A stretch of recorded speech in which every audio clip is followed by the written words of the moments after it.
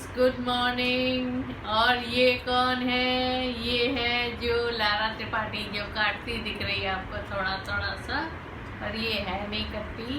ये जैसे ही मैं बैठी ब्लॉग बनाने, ये आएगी ही आएगी।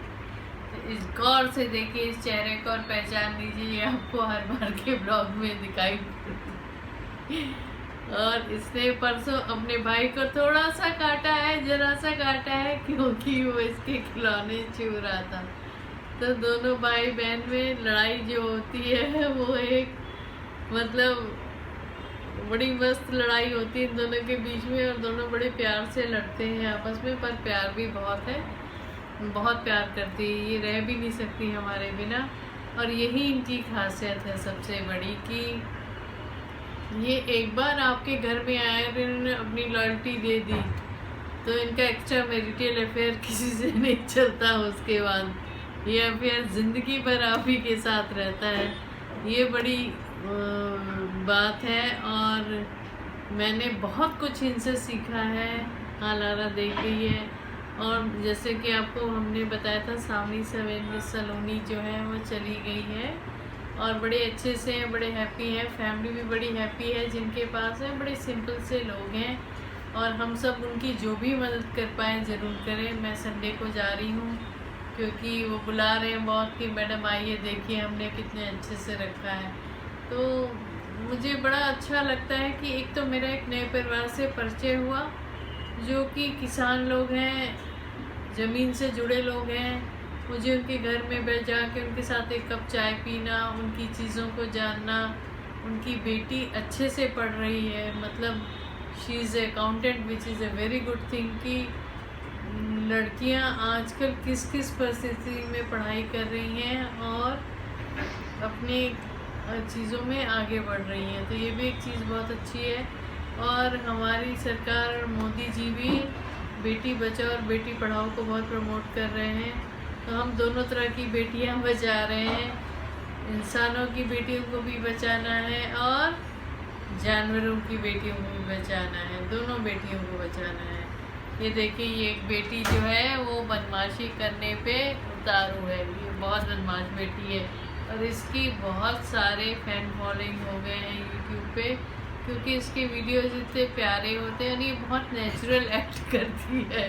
अगर इसी किसी फिल्म में ब्रेक दिया जाए तो ये भी एक्टिंग कर सकती है, और बॉलीवुड की जो आजकल हालत है उसमें तो ये बहुत अच्छा कर सकती है। पर मैं उन सब चीज़ों पे कमेंट नहीं करना चाहती। भगवान ने बहुत कुछ दिया है, और जो लोग जैसा करते हैं, कहते हैं ना, karma comes back to you या फॉल्स ऑन यू, ये बिल्कुल सत्य बात है। आपके कर्मा ही आपकी पहचान बनते हैं अल्टीमेटली। ये मैंने अपने जीवन में सीखा कि आप अपने नाम से नहीं, अपने कर्म से जाने जाते हैं।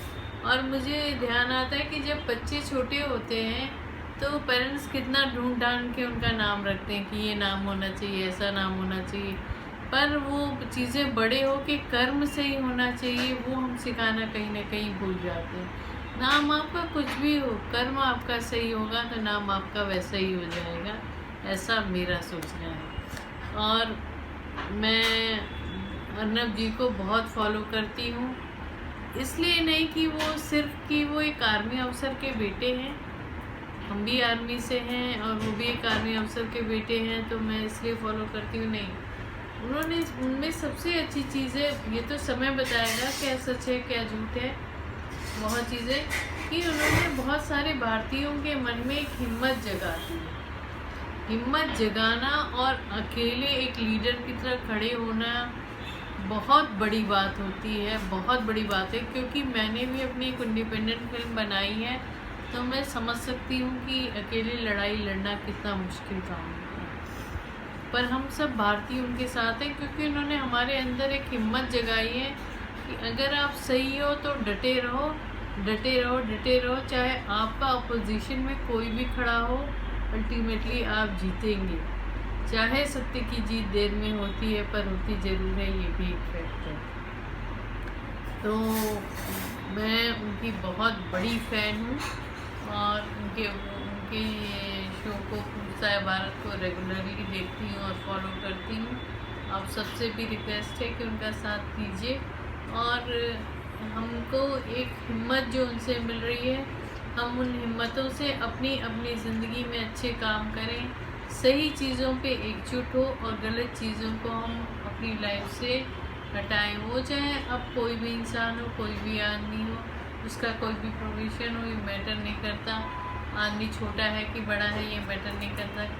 आप इंसान सही होने चाहिए, ये ज़रूर मैटर करता है। तो मैं इस ब्लॉग को यही बंद करती हूँ।